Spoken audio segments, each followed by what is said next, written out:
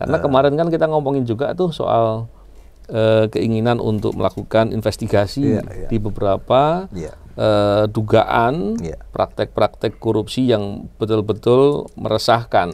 Di IM57 sekarang kita sedang melakukan joint investigations untuk PCR dengan Tempo.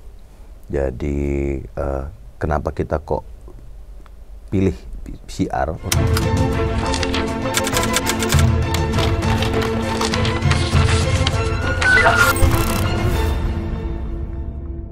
Bismillahirrahmanirrahim. Assalamualaikum warahmatullahi wabarakatuh. Waalaikumsalam. Salam sejahtera untuk kita semua.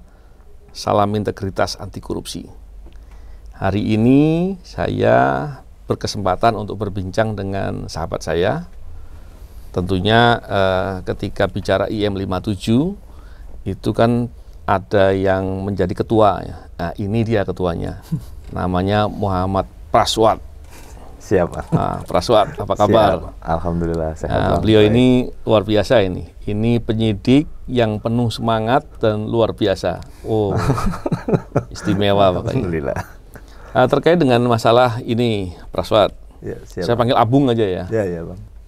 Praswat ini dipanggilnya Abung. Abung, terkait dengan masalah IM57. Bisa dong cerita sedikit nih di forum ini agar bisa dipahami orang banyak. IM57 itu sebenarnya kepentingannya apa? Ya. Kita ingin berbuat apa? Terus apa sih yang diharapkan atau yang diinginkan dengan dibentuknya IM57 itu? Iya, Bang. IM57 itu sebuah awalnya memang cita-cita konsepnya rumah ya, Bang. Jadi konsepnya itu waktu itu kita berpikir, Bang, setelah ini apa nih, setelah pasca tanggal 30 September kita diberhentikan, waktu itu kan belum ada tuh gambaran Pak Kapolri mau merekrut dari ASN di Polri, atau kemudian ada teman-teman mau kerja buka, ada yang nasi goreng lah, ada yang buka jadi grosiran, ada toko kelontong, ada yang kerja di swasta, ada yang di BUMN dan lain-lain. Waktu itu belum ada sama sekali, dan saya berpikir waktu itu yang bareng juga sama teman-teman, termasuk sama Bang Novel dan lain-lain, waktu itu kita kumpul, kita harus punya rumah nih, wadah yang bisa mewadahi kita semua, karena konsepnya ya qadarullah itu kan kita nggak pernah tahu ya kan, Bang. Jadi apa nanti besok kita mau beraktivitas di mana setelah dari KPK, waktu itu belum ada gambaran sama sekali, dan saya pikir ya sudah, kita buatkan rumah, ini rumah kita bersama. Apapun jalur kodar dan kodornya teman-teman, nanti rumah kita pulang di sini. Di sini kita memberantas korupsi, di sini kita ingat bahwa kita ada di satu rahim yang sama, rahim pemberantasan korupsi, rahimnya Ibu Pertiwi gitu, Bang. Wah, keren. Nah, kan begini ya. Siap. Sering kemudian kan kita melihat bahwa masalah pemberantasan korupsi ini kan sebenarnya menjadi kepentingan kita semua, dan tentunya diperlukan andil dari semua pihak. Kita tahu bahwa terkait dengan upaya anti korupsi juga dilakukan oleh banyak NGO, ya kan, banyak akademisi, kelompok-kelompok masyarakat lain, dan tentunya itu semua penting. Bukan sekedar dari lembaga-lembaga negara yang bertugas untuk memberantas korupsi, baik itu penindakan, pencegahan maupun pendidikan. Tentunya kita IM57 kan ingin ambil peran itu juga kan. Banyak hal yang kita ingin lakukan nih. Barangkali Abung bisa cerita nih, yang sudah kita lakukan sekarang ini atau yang sedang dipersiapkan jalan. Karena kemarin kan kita ngomongin juga tuh soal keinginan untuk melakukan investigasi di beberapa dugaan praktek-praktek korupsi yang betul-betul meresahkan. Nah, yang begitu gimana, Bung? Saya juga ingin mendapatkan gambaran begini ya. Kenapa IM57 mau mengambil yang seperti itu? Nah, itu juga. Jadi kemarin kan kita mungkin saya cerita sedikit, Bang ya. Sudah ada beberapa program yang berjalan, bahkan ada yang sudah selesai, ada pendampingan gratifikasi di UNJ, itu sudah sistem pembangunan sistem anti gratifikasi, anti suap di beberapa kampus juga sudah selesai. Terus ada beberapa pelatihan juga yang sudah selesai kita lakukan, pelatihan anti korupsi, Dan saat ini juga kita sedang melaksanakan beberapa program investigasi ya, yang paling terbaru di M57 sekarang kita sedang melakukan joint investigations untuk PCR dengan Tempo. Jadi kenapa kita kok pilih PCR untuk ini investigasi kita yang pertama, itu karena PCR itu kejahatannya luar biasa ya, karena itu masuk di dalam kondisi bencana, sama persis kayak bansos, korupsi di tengah bencana, dan hukumannya itu, ancaman hukumannya di dalam Undang-Undang Tipikor pasal 2 itu ayat 3 itu mati harusnya. Jadi karena kejahatannya sangat luar biasa, extraordinary crime di atas extraordinary crime gitu. Jadi korupsinya sendiri sudah extraordinary crime, Bang. Nah, ini korupsi di tengah bencana pandemi COVID. Nggak cuman yang miskin, yang kaya pun kena nih. Jadi kita kalau ngomongin PCR itu dari hulu ke hilir. Nggak ada agama di sana. Betul. Mau katanya Islam, Kristen, Katolik, Buddha, semua kena korban korupsi PCR. Gitu loh. Semua mau kaya, mau miskin, mau tubuhnya lengkap, mau disabilitas, semua kena korupsi PCR ini, dijadikan korban. Dari yang harganya seharusnya kemarin ya, waktu kemarin kita mulai data-data awal itu sekitar di range 100 sampai 130 ribu, itu data-data awal kita itu sampai di range dijual dengan harga hampir 2 juta, 1,5 juta.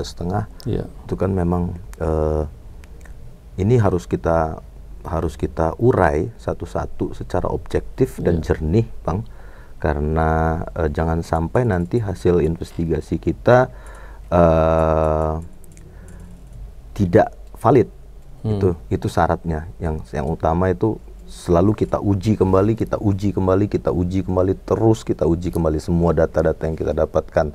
Dan hari ini kita sudah collecting dari teman-teman Tempo, dari teman-teman NGO, dari teman-teman termasuk beberapa rumah sakit swasta di beberapa provinsi di daerah. Kita sudah mulai collecting data berapa sebenarnya modal yang mereka keluarkan, berapa biaya produksinya, berapa harga reagentnya, berapa harga yang mereka jual. Jadi ini yang benar-benar jadi titik concern kita.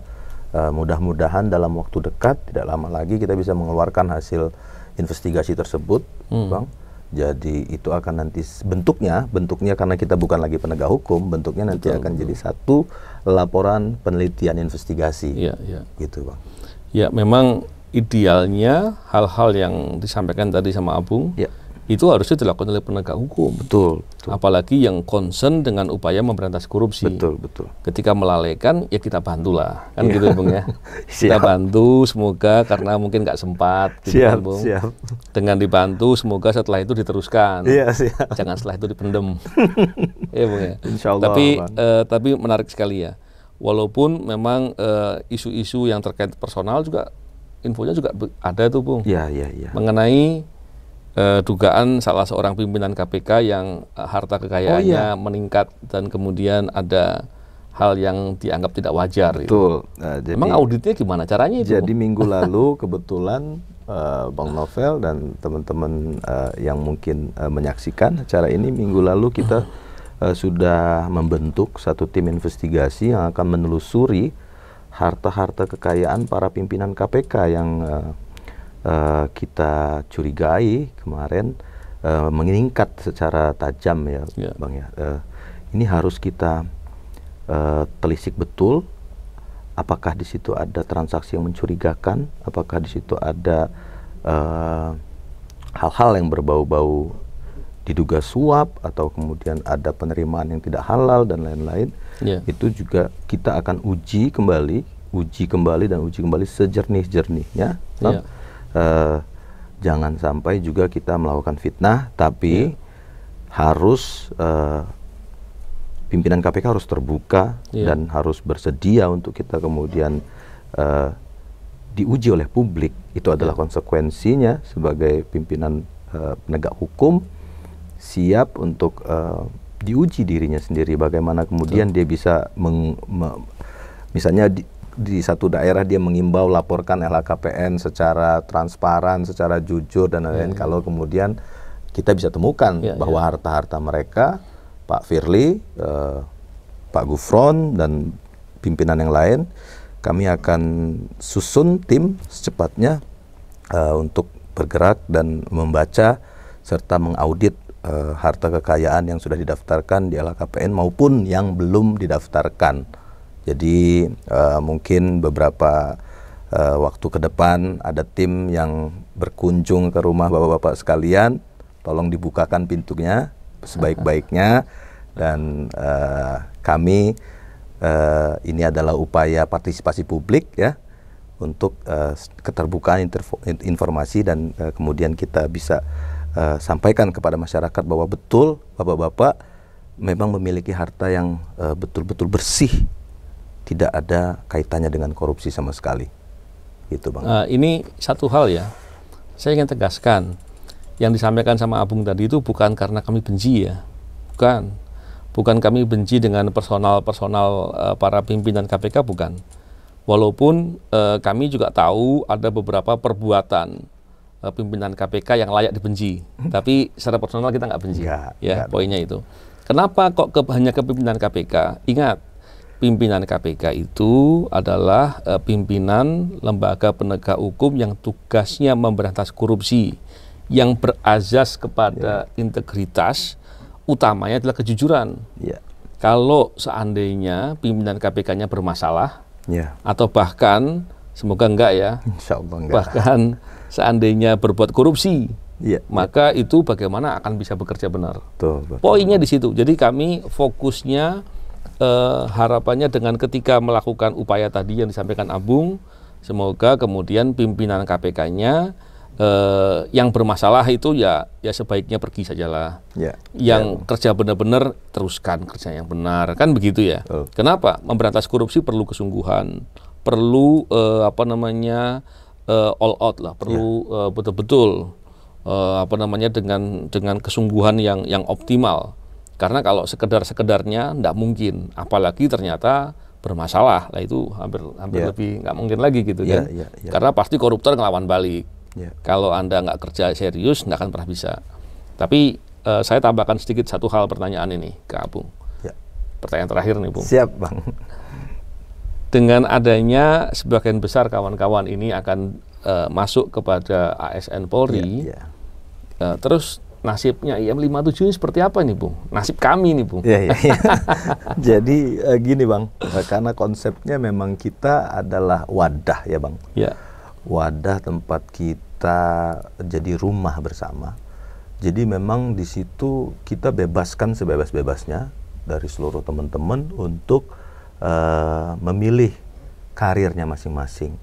Untuk kemudian ini menjadi agen-agen kita, agen-agen pemberantasan korupsi, agen-agen integritas, dan agen-agen IM57 untuk mencapai tujuannya agar Indonesia bebas dari korupsi. Karena KPK kita nilai sudah gagal, gitu, Bang. Jadi KPK-nya sudah gagal. Jadi kemudian kita sekarang berinduk ke organisasi ini. Jadi nanti semua kita ini harus menyampaikan pesan yang sama, tone-nya sama, walaupun misalnya dia seorang bankir kah, atau seorang nasi goreng, misalnya nasi goreng anti korupsi gitu, atau misalnya teman-teman yang di ASN Polri jelas harus, itu wajib hukumnya. Kalau misalnya sampai mereka korup, nah ini juga ada hal yang menarik ya, Bang. Jadi teman-teman masyarakat ataupun teman-teman yang lain di publik itu tidak perlu khawatir.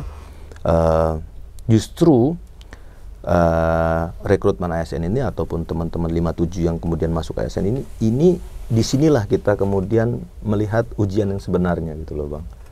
Jadi seperti orang tua dulu ngomong, pelaut yang tangguh itu diuji di badai, gitu loh, Bang. Jadi kalau dulu kita di KPK mungkin kanan kiri kita orang-orang yang berintegritas, atau misalnya semuanya sederhana semuanya memang orang-orang yang ya memang nggak pernah ada pikiran korupsi dan lain-lain. Sekarang kita di luar KPK. Di luar KPK sekarang kita di sini kita diuji, bisa nggak, bener nggak kita bisa betul-betul berintegritas nggak, betul-betul kita.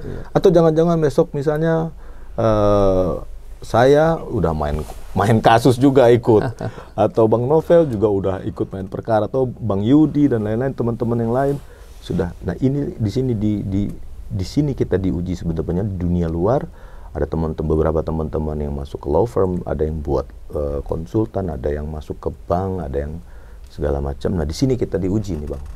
Ya.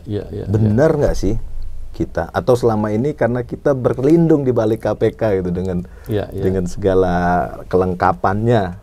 Di sini kita sekarang hari ini kita diuji. Gitu Bang. Menarik sekali cerita dengan Abung. Siap. Orang yang bersemangat, yang luar biasa. Tentunya tadi saya ingin memberikan penjelasan akhir ya, bahwa upaya memberantas korupsi itu adalah serangkaian tindakan, bukan sekedar kata-kata, bukan sekedar mengatakan bahwa korupsi sudah turun, tapi tindakan-tindakan yang konkret dan jelas. Dan satu lagi hal penting adalah memberantas korupsi diperlukan kejujuran, diperlukan integritas, keberanian dan semangat. Tentu itu semua memerlukan konsistensi dan betul-betul ada persistensi yang kuat. Yang dengan begitu kita akan bisa berkontribusi untuk kepentingan negara, kepentingan bangsa, untuk bisa membebaskan dirinya dari kejahatan-kejahatan korupsi yang telah menghadang upaya negara untuk mencapai tujuan negara. Saya pikir itu suatu hal yang luar biasa.